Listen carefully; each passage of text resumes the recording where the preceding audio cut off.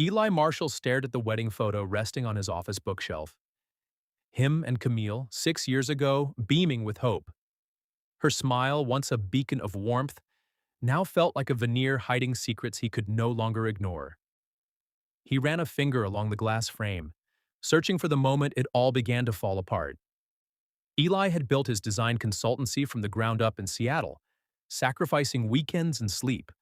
Camille thrived in pharmaceutical sales, rising through the ranks of a firm called Theragenix. They met at NYU. He was a shy architecture grad student buried in models and code, and she was a magnetic business major who drew people in like light to moths.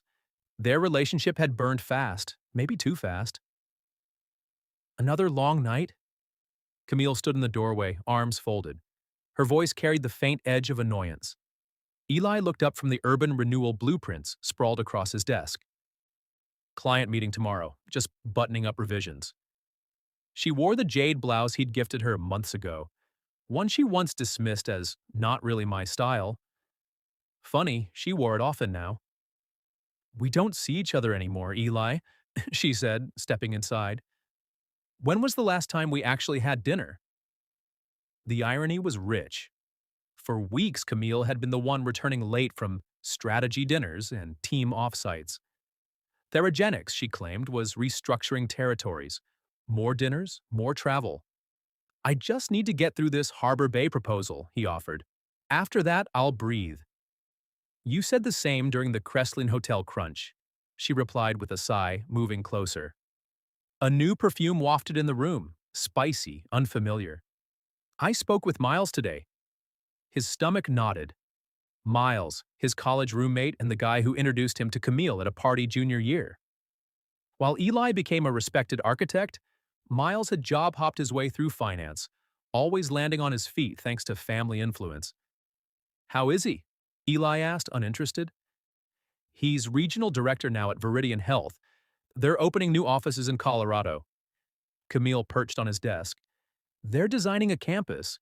Miles said you'd be perfect to lead it. Triple your income, full control. My business is here, my clients, my team. You could start a branch there." "Bigger picture, Eli. You said we needed change." He hadn't, not really. "I'll think about it," he said, turning back to the plans. She squeezed his shoulder. "Miles is flying in next Thursday. He wants to talk to you directly." Eli glanced up, suspicion flickering. "You already told him I was interested?" "I said you'd hear him out," she replied with a tight smile. "That's all." Later, as Camille slept, Eli lay awake, staring at the ceiling. Something didn't add up. She'd never shown this level of interest in his career. Why now? A message popped on his phone from Zach Holden, his business partner and best friend. "Rendering's done. West elevation's off. Call me tomorrow." Camille pushing for Colorado? With Miles? Thoughts? Eli replied, "Confirmed. Feels, off." Zach's response was immediate. "Miles is a weasel. Hard pass. Since when does Camille care about your job?" "Exactly. Since when?" Eli ended the call with Patricia, the lines of tension around his eyes deepening. Corporate espionage? He sat still for a moment. The buzz of the city beyond the hotel window, a distant hum. Whatever Camille and Miles had schemed was more elaborate than just a love affair. It might have legal implications. He opened his laptop again and returned to Camille's emails. Buried within a thread labeled "Trip Planning," he found something that chilled him. A PDF attachment with Farron Therapeutics' confidential client development roadmap. The timestamp was 2 months ago. The sender was Camille. The recipient? A dummy email under Miles Carter's name? Except the domain wasn't Gmail. It was a Farron internal email, one only employees or high-level contractors would have access to. Eli grabbed his phone. "Leonard Ross," he said, pacing the floor. Eli," Leonard answered quickly. "I just finished a background check on Carter. You were right to dig deeper." "I found an internal Farron document in Camille's email, sent to a Miles account on their domain." There was silence on the other end, then Leonard spoke gravely. "That's corporate sabotage if she doesn't work for Farron. And she sent internal materials. That's not just infidelity. That's Criminal. Could this get Miles fired? Fired, blacklisted, even prosecuted. If Farron wants to make an example, they'll come hard, especially if Camille helped him access data he wasn't authorized to receive. Eli exhaled slowly. Let's make sure they do. Then we need to leak this correctly, Leonard said. I have a contact in Farron's compliance division, anonymously, of course. Do it, Eli replied. And Leonard, make sure Miles knows someone inside betrayed him. Let them start suspecting each other. Leonard chuckled. Now you're thinking like a chess master. By Friday, the fallout began. Eli received a cryptic message from a blocked number. You're playing with fire. Don't think I won't burn too if you keep pushing. He didn't respond. Instead, he forwarded the message to Patricia and to Cal. Later that day, Cal called. I just got a panicked voicemail from Camille. She said Miles was placed on administrative leave pending an internal investigation. She sounded scared. Good. They should be scared.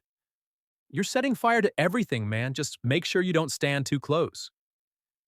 I'm already burning, Eli replied, his tone ice cold.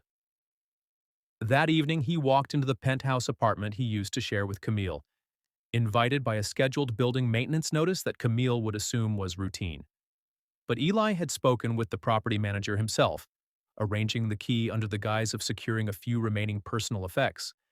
Inside, everything looked untouched, sterile, polished, but Eli wasn't here for nostalgia.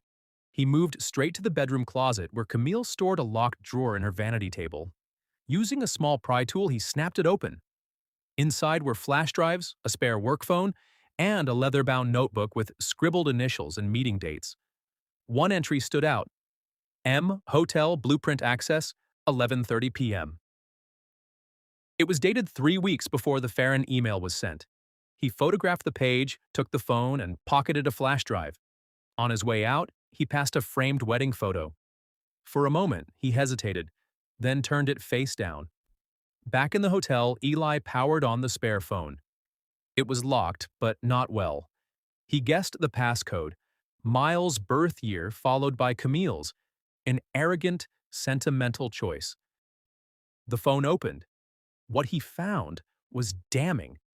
Messages between Camille and Miles discussing how to present Eli with the Denver opportunity, scripts on how to manipulate his guilt, and detailed plans for when to leak sensitive architectural layouts to Farron under the guise of needing input from the new Denver team. It was espionage, coordinated, premeditated, and Eli had it all. He packaged the evidence and sent it to Leonard in a secure file drop. By Monday, Farron's legal team would have a bomb on their desks, and Miles Carter would be its epicenter. That night, Camille showed up at the hotel. Eli didn't answer the door at first. He watched her through the peephole, hair wind-tossed, eyes red, the polished mask finally cracking. She knocked again. Eli, please, I know you're in there. Just give me 5 minutes. I swear, that's all. He opened the door but didn't invite her in. You look like hell, he said. You haven't returned a single call. I've been busy uncovering the depths of your betrayal. Camille flinched. I didn't mean for this to go this far. Miles, he pushed me. I didn't think you'd find out like this. No, you thought I'd be too focused on deadlines and blueprints to notice anything was wrong. You played me, and now you're spiraling because your puppet show's falling apart. Her composure cracked. He used me, Eli. I was stupid, yes. But I never stopped loving you. You stopped the moment you used my trust as a weapon, Eli said. It's over, Camille, you know that, right? I'm not coming back, and I'm not protecting you anymore. Tears streamed down her face. You're going to let them come after me? I'm not letting anyone do anything, he said. I'm just not standing in the way. As she turned to leave, Eli added, You should probably talk to a lawyer. Camille didn't reply. She walked away, her shoulders slumped. For the first time, she looked small. The next morning, Eli received a message from Leonard. Farron's legal team has launched an internal probe.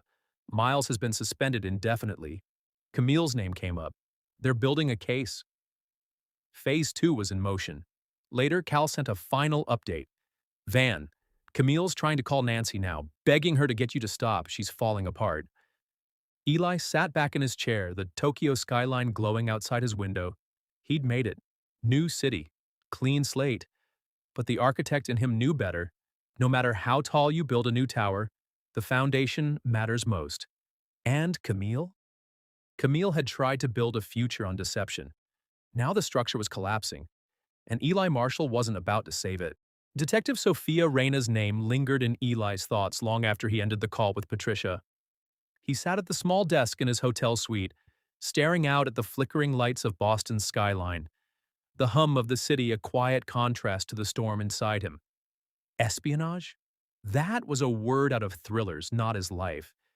And yet, with Camille and Ryan entangled in deception, nothing felt outside the realm of possibility anymore. A knock at the door startled him. He checked the peephole. It was Cal again. "Thought I'd find you knee-deep in bourbon and revenge," Cal said with a dry smirk as Eli opened the door. "I'm pacing between legal chess moves and full-on thermonuclear options," Eli replied, letting him in. "Detective Reyna's on my radar now." "Yeah, Patricia mentioned her. You think this could get criminal?" "Not unless Ryan's been stealing company data, but it's clear they've got something cooking beyond just screwing around." Eli sat down and rubbed his face. "We might be dealing with more than infidelity. This could be financial sabotage." Cal took a seat across from him and handed over a thick folder. "I figured you'd want to see this." Eli opened the folder slowly. It was a compilation of emails, screenshots, calendar events, and financial records that Cal's wife, Dana, had pieced together over the last few days. Dana worked as a forensic accountant and had started tracing Camille and Ryan's digital footprints out of loyalty to Eli, and a deep dislike of both liars. "Jesus," Eli muttered, flipping through the pages. "They've been coordinating meetings under fake consulting agreements. She's been billing wellness sessions through a third-party company tied to Ryan's uncle. Looks like a shell." "Want to guess where the money ends up?" Cal asked grimly. "Denver," Eli said, already seeing the trail. "She was laundering travel expenses and hotel stays under company wellness retreats. I funded their affair." He stood abruptly, walking to the window, rage simmering just under the surface. "They weren't just betraying me, they were funneling resources out of Marshall and Finch. This isn't just personal now." Cal nodded. "Which is why I think you should talk to Reyna." Eli turned. "You think I should cooperate with the investigation?" "I think you should control the narrative. Go to her before she comes to you. If Ryan's exposed, Camille's reputation burns with his, and you come out of this with your integrity intact." Eli paced for a moment, then reached for his phone. "Set it up. I want to meet Detective Reyna today." Detective Sophia Reyna's office at the BPD wasn't what Eli expected. Organized, minimalist, and almost serene. Reyna herself was calm, observant, and didn't offer a handshake, instead motioning for Eli to sit across from her desk. "I understand you've become relevant to an ongoing investigation," she said, flipping open a notepad. "I'm assuming this has to do with Ryan Caldwell." Eli replied coolly. "You assume correctly.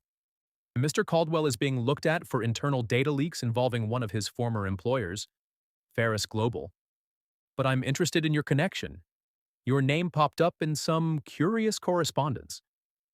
Eli handed over the folder Cal had brought. "This will answer most of your questions. I didn't come here to hide anything. I want you to know what he and Camille, my wife, have been doing behind my back. This goes beyond an affair. There are financial misrepresentations, possibly fraud." Reyna began flipping through the contents, her eyes narrowing. "These look legitimate. Has this been shared with Ferris's internal investigators?" "Not yet. I figured you'd want first crack." She gave him a look that almost passed for respect. "Smart move. I assume you're aware this could lead to charges, against both of them." "I'm counting on it." Reyna looked up. "You'd press charges against your wife?" Eli's jaw tightened. "If she's involved, she answers for it. I'm not shielding her." The detective studied him a moment longer, then nodded. "All right, Mr. Marshall, we'll dig into this. In the meantime, keep your head down. If either of them contacts you, forward everything.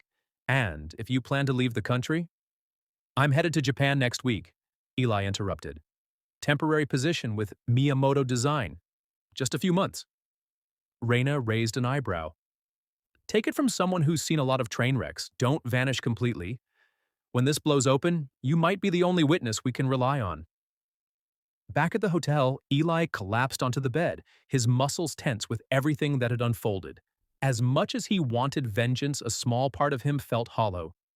He'd once loved Camille deeply.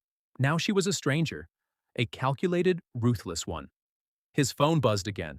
Another voicemail from Camille. He hesitated, then hit play. I know you hate me, Eli. I deserve it, but you don't know everything. Ryan, he's dangerous. He's not who I thought he was. He's been using me. Please call me back. I'm scared. Her voice trembled with what might have been fear or performance. Eli sat frozen, trying to decipher the sincerity in her tone. A part of him almost believed her. But then another message came through, this time from an unknown number. Eli Marshall, this is Raymond Caldwell, Ryan's uncle. I suggest you stop digging. Family protects its own. You wouldn't want a corporate lawsuit to derail your little Tokyo vacation, would you? Eli stared at the screen. So, that was the game now. Threats. The battle was no longer personal. It was about survival. And he wasn't about to lose. Eli didn't flinch at the veiled threat. If anything, Raymond Caldwell's message confirmed what he already suspected. Ryan wasn't some rogue executive chasing passion. He was part of a larger, more dangerous game. And Camille? She was either a pawn or a willing player. He dialed Cal immediately. You were right. Ryan's uncle just sent me a threat. Are you serious? Cal's voice turned sharp. What did he say? Basically told me to back off or they'll bury me in lawsuits. Classic bully tactic. They're sweating, which means you've got leverage. Eli's jaw clenched. They think I'll fold, but I'm not folding, Cal. I'm flipping the entire table. Later that night, Eli met Detective Reina again, this time with Patricia and Dana joining the discussion in a private back room at a restaurant Dana had rented out for privacy. Reina listened carefully as Eli played the voicemail from Raymond Caldwell and presented a USB containing encrypted correspondence Patricia had recovered from Ryan's laptop before she quit. Emails discussing kickbacks, shell companies, and high-value contracts diverted from Ferris Global to dummy vendors run by Raymond Caldwell. This, Reina said, her tone suddenly heavy with weight, is enough for a federal investigation. Patricia leaned in. There's more. I know Camille was handling part of the money laundering through a yoga retreat business she set up last year. It was a front. The client payments don't match the reported services. Reina's fingers tapped the table. You just turned this from a white-collar betrayal into organized financial crime. I'll get internal revenue and the DOJ involved. Eli exhaled as if letting go of a weight he'd carried for too long. And Camille? If she knowingly helped process illegal money transfers, she'll be indicted. But depending on her cooperation, she could cut a deal. Eli gave a bitter smile. Let her try to save herself for once. 3 days later, everything exploded. Camille was arrested outside her gym during a mid-morning session. News vans were on site within the hour. Headlines screamed across Boston media. Local wellness guru accused in corporate fraud scandal. Ryan was picked up at his downtown condo, dragged out in cuffs by federal agents while his neighbors gawked from their balconies. Raymond Caldwell, however, vanished. His legal team issued statements denying everything, claiming their client was abroad for medical treatments. But the government had already frozen several accounts and seized properties linked to his network of shell corporations. Eli watched the chaos unfold from the safety of a quiet cafe in Kyoto. A month had passed since he'd relocated to Japan. Miyamoto Design had welcomed him as a guest creative director, offering him not just a position, but a reprieve. There, beneath the cherry blossoms and old-world quiet, he began to feel like himself again. Yet closure still hung unfinished. Then one day, Camille called, from a detention facility. Eli, she said softly, I'm sorry. For everything. He said nothing. I thought Ryan loved me, she continued. I was lost. You were always stable, reliable. And I needed chaos. I needed to feel alive. I didn't realize I was burning everything down until it was too late. Her voice cracked. They're offering me a deal. 5 years if I testify against Ryan and Raymond. I've agreed. I'll tell them everything. I just needed you to know that I'm not proud of what I did. Eli finally spoke. I don't hate you, Camille. I did. But now, I just feel sad. You chose destruction when we had something worth building. I hope you find whatever it is you were chasing. There was silence on the line before she whispered, Goodbye, Eli. He never heard from her again. 6 months later, Boston buzzed with the aftermath. Ryan Caldwell was sentenced to 12 years for fraud, wire tampering, and conspiracy. Raymond Caldwell remained on the FBI's most wanted list, rumored to be hiding somewhere in South America. Camille, after testifying and turning over critical documents, received a reduced sentence, 3 years with possible parole. And Eli? He stayed in Japan. Not because he was running, but because, for the first time, he felt peace. He met someone, a quiet, intelligent architect named Aiko, who had no idea who Camille was, or what the Boston tabloids had said about him. With her, there were no ghosts, no lies, just soft conversations over green tea and long walks under lantern-lit streets. He still thought about what happened, the betrayal, the pain, but it no longer consumed him. He'd survived the storm, and somehow he'd found himself again, far from where it all began.